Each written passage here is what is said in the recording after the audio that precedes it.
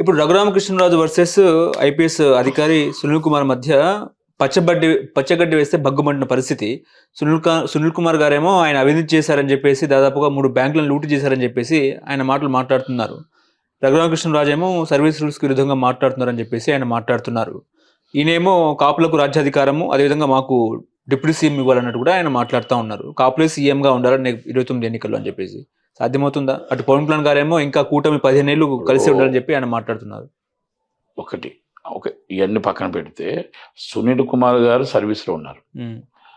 Already government post deputy speaker అంటే అసలు controversial చేయకూడదు.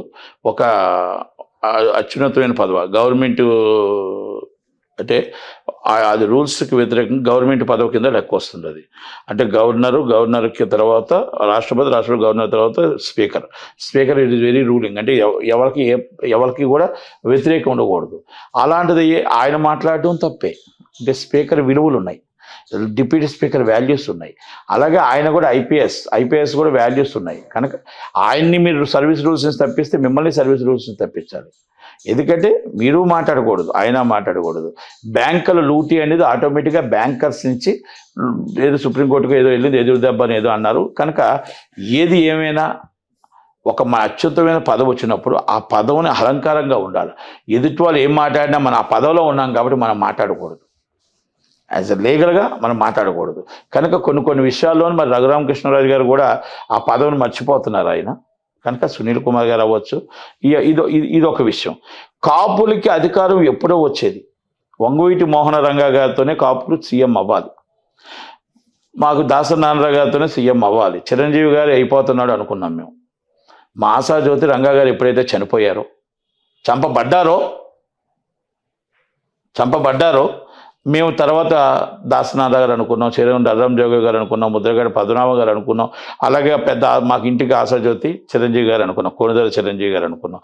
చిరంజీవి గారు కొంతమంది స్వార్థం చేసి ఆయన మాయ చేసి ఆయన మంచితనాన్ని ఆసరాగా తీసుకొని కొంతమంది మోసం చేసి ఆయన్ని బోళ్ళతో కొట్టించారు. అందుకనే నేనే రాజు నేనే మంత్రిలో సినిమాలో ఒక డైలాగ్ ఉంటుంది. ఆ పార్టీలో ఉన్నాం మేమే, ఈ పార్టీలో ఉన్నాం మేమే, ఆళ్ళ ముంచినా మేమే, మీళ్ళ ముంచినా మేమే అంటారు కదా. అలాగా చిరంజీవి గారిని ఆయన మంచితనానికి ఆసరా చేశారు. అయితే చిరంజీవి గారు అంత మంచోడు కాదు పవన్ కళ్యాణ్. మొత్తం టోటల్గా ఆటుపోటులతో దెబ్బతిని ముందుకెళ్తూ వచ్చి ఒక కులాన్ని ప్రేమించలేదు ఆయన. అన్ని కులాలని ప్రేమించాడు, అన్ని మతాలని ప్రేమించాడు. అభిమానులు అన్ని కులాలు అన్ని మతాల్లో ఉన్నాయన్నారు. కాపులు ఏనాటికైనా సీఎం అవ్వాలి అనేది మా కోరిక. మేము ఏ రోజైనా మాకు కాపులు ఎప్పుడు కాపాడటమే తెలుసు, మోసం చేయడం రాదు. కాపులు పడగొడతానంటే మేము నిలబెడతామని చెప్పాం. చిరంజీవి గారు అదే చెప్పారు. జగన్మోహన్ రెడ్డి మేము పడగొడతా అన్నాడు, నేనే నిలబెడతా అని చెప్పి కిరణ్ కుమార్ రెడ్డి గారు గవర్నమెంట్ నిలబెట్టాడు. అలాగే చంద్రబాబు నాయుడు గారు కష్టాల్లో ఉంటే నేనున్నాను అండగా పవన్ కళ్యాణ్ గారు. ఇది కాపుల నైజం. కాపులు ముఖం మీదే మాట్లాడతారు, కాపులు ముఖం మీదే చెప్తారు. కాపులు ఎప్పుడు కూడా అందరం ఎక్కాలి, అది మొత్తం టోటల్గా ఇది చేయాలని చూడరు.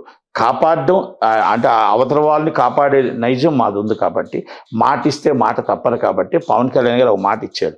ఏమన్నాడు? మీరు సీఎం అన్నారు, ఆయన సీఎం అయ్యాడు. ఆయన డిప్యూటీ సీఎం అన్నాడు.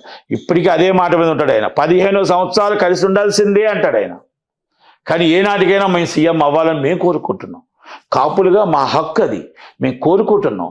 అది అవ్వాలని కోరుకుందాం.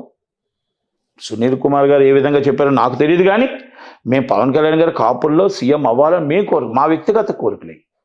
ఆయన ఏమంటారంటే ఒక కూటమికి బాధ్యతగా ఒక మాట ఇచ్చామంటే మాట తప్పకూడదు, మనం నిలబడాలి అని ఆయన నైజం అయింది. అందుకే కాపులు ఎప్పుడు కూడా మంచి చేసేవారే, చెడు చేసేవారు కాదు. కాపులు అందరం ఎక్కించేవారు, అందరం ఎక్కేవారు కాదు. అందరం ఎక్కాలి అంటే మాకు నిమిషం పని. కానీ ఏ రోజు కూడా మాట ఇచ్చామంటే మాట తప్పలేదు. రెడ్లికి మాట ఇచ్చాం, నిలబెట్టాం. అలాగే మొత్తం టోటల్గా చంద్రబాబు నాయుడు గారికి మాట ఇచ్చాం, నిలబెట్టాం. అలాగే మీకు జగన్మోహన్ రెడ్డి గారికి మాట ఇచ్చాం, నిలబెట్టాం.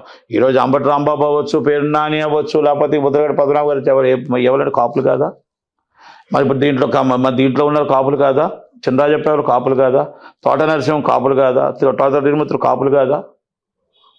ఉదాహరణకి ఎందుకు మనం చెప్పుకుంటూ వెళ్తే గురువారి అమర్నాథ్ ఎవరండి? గురువారి గురునాథరావు ఎవరండి? బొత్స సత్యబాబు ఎవరండి? కాపులు ఎప్పుడు కూడా ఒక మంచి ఒక కాపాడటానికి వచ్చారు. ఒక కాపుదలు అంటారు, కాపులు అంటారు. అంటే మేము కాపులు వ్యవసాయం చేసేవారు. వ్యవసాయం అంటే కల్మషం తెలియదు మాకు. మేము ఎప్పుడు కూడా ఎదుటి వాళ్ళని నిలబెట్టడమే తెలుసు, పడగొట్టడం మాకు తెలియదు. అందుకే పవన్ కళ్యాణ్ గారు ఎప్పుడు చెప్తారు, మాట ఇచ్చావు మాట తప్పకూడదు, మన ధర్మాన్ని మనం పాటించాలి అని చెప్తారు. చిరంజీవి గారు అదే చెప్తారు ఎప్పుడు కూడా, ఎదుటి వాళ్ళకి మంచి చేయాలి కానీ చెడు చేయకూడదు అంటారు. ఇది కొణిదెల ఫ్యామిలీ. అలాగే ముద్రగడ పద్మనాభ గారు మాట ఇచ్చి మాట తప్పకుండా, ఏ రోజైతే ఓడిపోయి మాట ఇచ్చారో ఆ మాటకి పద్మనాభ రెడ్డిగా పెట్టుకున్నాడు. అంటే అది క్రెడిబిలిటీ అంటాను నేను, ఇస్ క్రెడిబిలిటీ. అలాగే మీకు ఎవరవనండి, నేనంటే ఈ పార్టీలకు చెప్పట్లేదు, ఒక కులానికి చెప్తున్నాను. మా ఫాదర్ కూడా కాపు పోరాట సమితి కోసం, నేనున్నాను కాపు పోరాట సమితి కోసం, ఎంతో చేస్తాం. ఇప్పటికి కూడా 26 రంగానాడు ఒక నా చేతనైంది దాకా నేను కూడా మనుషులు పంపిస్తాను, వెళ్ళటానికి ప్రయత్నం చేస్తాను. మాకు ఇక్కడ ఎలక్షన్స్ ఉన్నాయి, ఒకవేళ 26 వెళ్ళకపోతే ఆశ వస్తుంది. ఆ అమ్మాయి రావాలి, రంగా గారి ఆశయాలు కాపాడుకోవాలి, రాధా గారు రావాలి, నిలబడాలి. 37 సంవత్సరాలు అయిపోతుంది, ఇప్పటికీ కూడా ఇంకా రంగా గారు అంటే, ఈ రోజుకి కూడా కోట్లాది మంది జనంలో రంగా గారు అలా నిలిచిపోయారంటే ఆయన మరి ఎంతగా పోరాడాడు అనేది ఒక్కసారి చూడండి. ఓకే, ఇప్పుడు వైసీపీ అధికారంలోకి వస్తుందని చెప్తున్న పరిస్థితి, జగన్మోహన్ రెడ్డి గారు అధికారంలోకి వస్తే జైలుకు పంపిస్తామంటున్నారు. ఆ జైలుకు పంపిస్తున్న వ్యాఖ్యలకు ఇటు లోకేష్ గారు కౌంటర్ ఇచ్చారు. రెడ్ బుక్ లో 3 పేపర్లు ఓపెన్ చేశాను, ఇంకా మొత్తం పేపర్లు చూడలేదన్నట్టు ఆయన మాట్లాడారు. జగన్మోహన్ రెడ్డి వ్యాఖ్యలకు పవన్ కళ్యాణ్ గారు కూడా కౌంటర్ ఇచ్చారు. ఏపీలో యూపీ ట్రీట్మెంట్ కావాలా అని చెప్పేసి, కాలుకు కాలు మక్కికి మక్కి విరగొడతామన్నట్టు మాట్లాడారు. వైసీపీ అధికారంలోకి వస్తుందా? ఏమండి, మనం వైసీపీ అధికారంలోకి వస్తుందా అంటే, 23 సీట్లు వచ్చిన చంద్రబాబు నాయుడు గారు అధికారంలోకి రాకాలేంది, 11 సీట్లు వచ్చిన 3,000 ఓట్లు వచ్చిన రేవంత్ రెడ్డి గారు సీఎంగా కాకాలేంది, మొత్తం 11 సీట్లు వచ్చిన 40% ఓట్లు వచ్చిన జగన్మోహన్ రెడ్డి గారు రారు అని ఎందుకు అనుకుంటారు? ఎవరికి సాధ్యం కాదు, అసాధ్యం కాదు. ఎవరు దానికి కరెక్ట్గా చేయగలుగుతారో, ప్రజలు ఎవరు ఎక్కువ నమ్ముతారో వాళ్ళకు ఓటేస్తారు. ఏది కూడా మనం అతిగా ఉండకూడదు, ఏది కూడా రాదు అని చెప్పడానికి లేదు, వస్తుంది అని చెప్పడానికి లేదు. మనం ఇప్పుడు పవన్ కళ్యాణ్ గారు చెప్పిన మాటల్లో, మీరు బుల్డోజర్ అంటే మీరు రౌడీజం చేస్తే, యూపీ బుల్డోజర్ అంటే మీరు రౌడీజం చేస్తే, రౌడీ మొక్కలు చేస్తే, రౌడీ స్టేట్లని ఎన్కౌంటర్ చేసే పరిస్థితికి వస్తుంది. మరి రౌడీ స్టేట్లు ఎన్కౌంటర్ చేయకపోతే ఏం చేస్తారండి? ఉన్నారా రౌడీ స్టేట్లు ఏపీలో ఉన్నారా? ఆడవాళ్ళ మీద చేయేస్తే ఏం చేయాలి? నాట్ ఓన్లీ వైసీపీ, అది నేను రౌడీ మొక్కల కోసం మాట్లాడుతున్నా. ఆడవాళ్ళ మీద చేయేస్తే ఏం చేయాలి? చట్టపరంగా చర్య తీసుకోవాలా? చట్టాన్ని ఆలు చేతిలో తీసుకుంటే ఏం చేయాలి? పోలీసుల మీద తిరగబడితే ఏం చేయాలి? పోలీసు కాకి మీద విశ్వాసం లేకపోతే ఏం చేయాలి? లా మీద విశ్వాసం లేకపోతే ఏం చేయాలి? లా మీద, కాకి మీద, మన రాజ్యాంగం మీద, మన చట్టం మీద వాళ్ళకి విశ్వాసం లేకపోతే ఏం చేయాలి? ఎన్కౌంటరే చేయాలి. అంటే విశ్వాసం ఉన్న వాళ్ళకి చట్టం తన పని తను చేసుకుపోతుంటుంది. విశ్వాసం లేకుండా చట్టం మీద తిరగబడి, రాజ్యాంగం మీద తిరగబడితే ఏం చేస్తారు? కనుక అందుకనే పవన్ కళ్యాణ్ గారు ఆ మాటలు మాట్లాడారు. కనుక పవన్ కళ్యాణ్ గారు మాట్లాడిన దాంట్లో ఎక్కడ తప్పు లేదని నేను అనుకుంటాను. ఓకే, ఇప్పుడు జగన్మోహన్ రెడ్డి బరాబరు ఆయన ధీమా వ్యక్తం చేస్తున్నారు అధికారంలోకి వస్తానని చెప్పేసి. ఇప్పుడు నేను గెలుస్తానని ఎలా చెప్తున్నాను? ఇద్దరు నించుంటారు. ఒక ఆయన సురేష్ బాబు గెలుస్తానని ధీమాగా ఉన్నాను, నేను గెలుస్తాను ధీమాగా ఉన్నాను, జగన్మోహన్ రెడ్డి గారు కూడా గెలుస్తాను ధీమాగా ఉంటాడు. గెలుస్తాను అనకపోతే రేపు కార్యకర్తలు రాజీనామా చేసి వెళ్ళిపోరా? గెలుస్తాను, అయ్యో నేను గెలను అన్నాడు అనుకోండి, అప్పుడు ఏమవుద్ది? ఉన్న కార్యకర్తలంతా టీడీపీలో, బీజేపీలోకి పోతారు. ఓన్లీ తాడేపల్లి ఒక్కటే కూర్చుంటారు. జగన్మోహన్ రెడ్డి గారు ఒక్కరే. కార్యకర్తలకు భరోసా ఇవ్వడానికి మనం 100% మన నాయకుడు ఎప్పుడు కూడా గెలుస్తామని, ఆఖరి ఓటు దాకా గెలుస్తామనే ప్రయత్నం చేస్తాం. ఓడుతామని ఎవరు డబ్బు ఖర్చు పెట్టరు. అలాగని జగన్మోహన్ రెడ్డి గారు గెలరు అని చెప్పడానికి తప్పులేదు, గెలరు అనడానికి అర్థం లేదు. 40% ఓటు వచ్చింది, మొత్తం 11 సీట్లు ఉన్నాయి, లక్షలాది మంది అభిమానులు ఉన్నారు, ఆయన పెరుగుతూ ఉన్నారు జనాలు. ఇక్కడ కూటమి ప్రభుత్వం వాళ్ళ మీద ఏ విధంగా మనం ఇంకా గెలగలుగుతాం, ఏ విధంగా మనం వాళ్ళని నెగిటివ్ చేసి మనం పాజిటివ్ తేగలుగుతాం అనేది కొన్ని వాళ్ళ దాంట్లో ఉంటుంది. ఇంకా టైం 1.5 year అయింది, ఇంకా 3.5 year ఉంది కదా. 3.5 year కోసం బళ్ళు అవుతాయి మీకు. ఇంకా అందుకే ఎందాకలో మాట చెప్పాను, రేవంత్ రెడ్డి గారిది 3,000 ఓట్లు వచ్చే కాంగ్రెస్ గవర్నమెంట్. హుజురాబాద్లో 3,000 ఓట్లు వస్తే ఈరోజు రేవంత్ రెడ్డి గారు సీఎం అవ్వలేదా? అయ్యాడు కదా.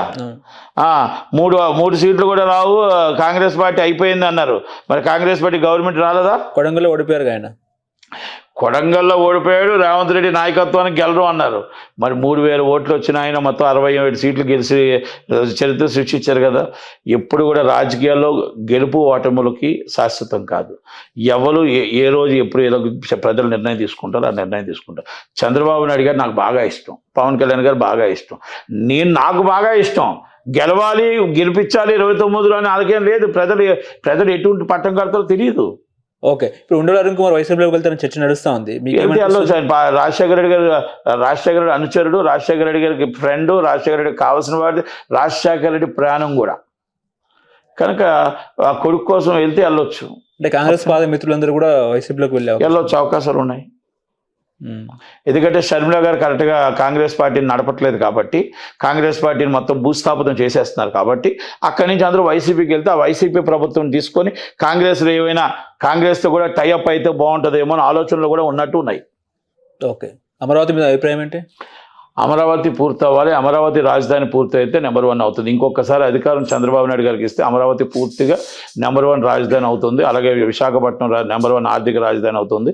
సినిమా ఇండస్ట్రీ మొత్తం కారిడార్ ఉంటుంది. 5 సంవత్సరాలు ఇస్తే పూర్తి కాదు, కానీ 10 సంవత్సరాలు కరెక్ట్గా చంద్రబాబు నాయుడు గారికి మనం ఇచ్చామంటే ఈ number 1 city and Amaravati, number 1 city and Andhra Pradesh.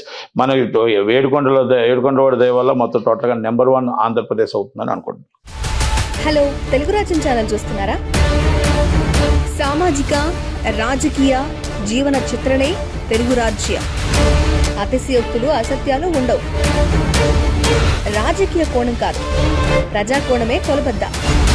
Telugu రాజ్యం వీక్షణ మీ ఉత్తమ అభిరుచికి నిదర్శనం.